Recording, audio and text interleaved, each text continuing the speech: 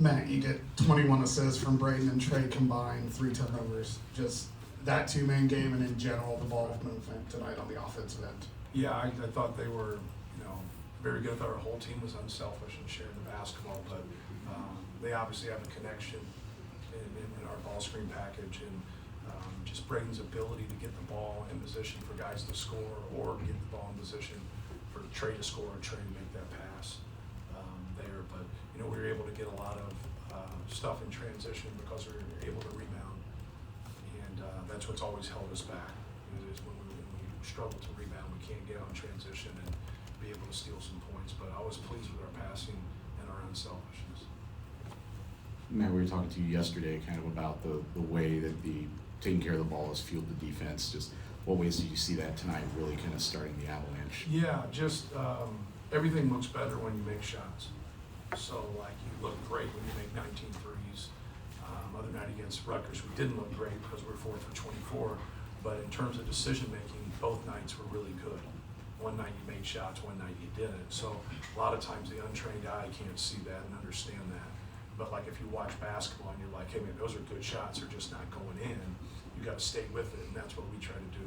We just try to be positive about it and keep making good decisions, keep taking those shots, because you see tonight they can go in. So I think that's where it starts for us, both offensively and defensively. It's just our execution, and then taking care of the ball and getting a quality shot. Obviously, we analytically scored it at a pretty high clip tonight, but then we're setting our defense when we take good shots and we score them. I mean, they got to take the ball out. You're going to do a better job of setting your defense, even though in the second half we proved that to be false a couple times. Matt, CJ with 23 points tonight, but he's been really good defensively. Can you assess his place since you put him into the starting lineup? Yeah, he does a good job of, getting into the basketball more than anything. We really wanted to give, Bryce Williams that attention like we've given the other top scorers we've played here in the last couple games. I think him and Miles do a really good job of kind of tag teaming that in terms of him subbing out, whether that's 4 minutes, 5 minutes, 6 minutes, and then Miles coming in.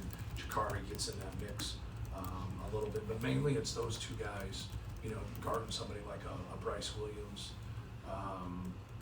with Ace Bailey and like Martinelli, like those guys are bigger, so that kind of lands more with Cam and Caleb on that front, even though we switch a lot and everybody guards them. But I just thought CJ was great. He hit a couple timely threes in the first half, and then he really got going in the second half and making shots, and those guys finding him and got to his pull-up a couple times, which he needs to do more of. Hey, Matt, I asked Fred about your team, and he said Braden is the best passer in the country. What's it like for you to have a guy like that? You've had Zach, but now you've got this terrific passer all the time. To have this guy pass it and get it to everybody. Well, Zach was very unselfish, and Zach ended up being a really good passer also. So the people that, have your most usage, when they're passers and they're unselfish, that's contagious. Just like it's contagious when somebody doesn't, right? We all know that. You get with somebody that's a ball hog, you get with somebody that won't share the basketball or whatever. People don't want to play with it, and so like a guy like Zach Edey, even though it's in a different context, it's the same as Braden Smith because they're passers. So if you double team Zach, he willingly passes the basketball. Braden, sometimes, we got to get to shoot the basketball more because that's what this team needs. But that's contagious on a good front. And, anytime that happens or we get into action and do different things, those guys know that they got to be ready for him, and because he's going to pass that. He's going to pass the basketball, and you got to be ready. What was the process of settling on this starting lineup? I think it's game 4 of it. Yeah. And just, I'm sure they've delivered maybe on your expectations for him. Yeah. More than anything, I think we have more than 5 starters. So like when you start a season, like you're trying to figure things out.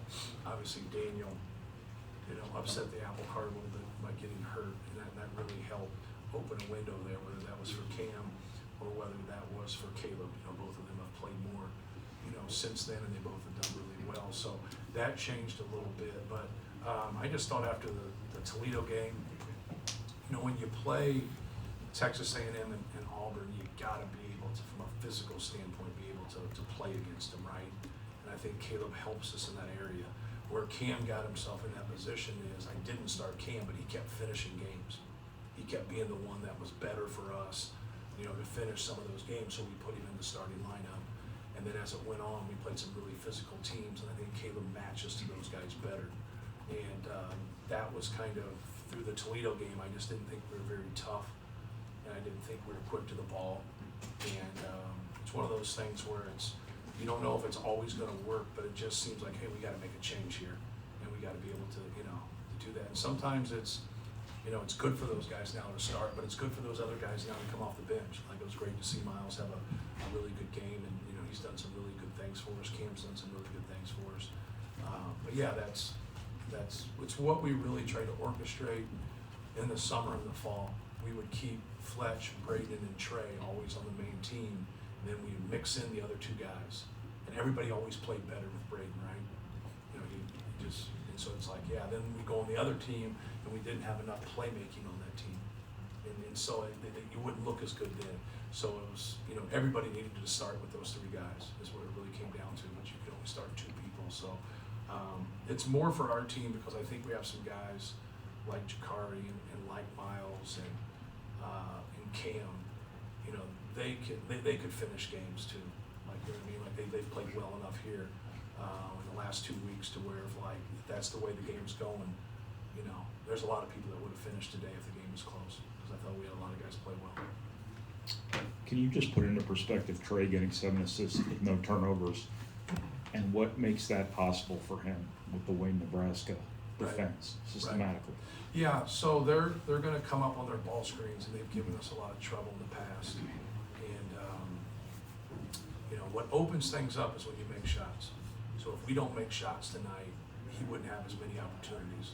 So we're trying to run different action and mix them and get those big guys moving, and then just to create a pocket so now Trey can get that ball in that sweet spot around the nail, elbows area.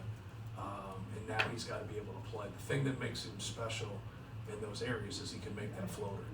You know, if you can't make that floater, they can stay back. Now they can get you to dribble, and then they can swarm you once you dribble. So he does a good job of being able to make that. Where he gets in trouble is if he takes that and he dribbles immediately without surveying the lane. You know, you got to catch it, you got to pause. Now, if you get that corner help on a one-man side, you got to hit that corner. If he stays home and they help up, you got your flip-up dunk. If they help up and now they crack and they go down, now you've got the spray out on the two-man side.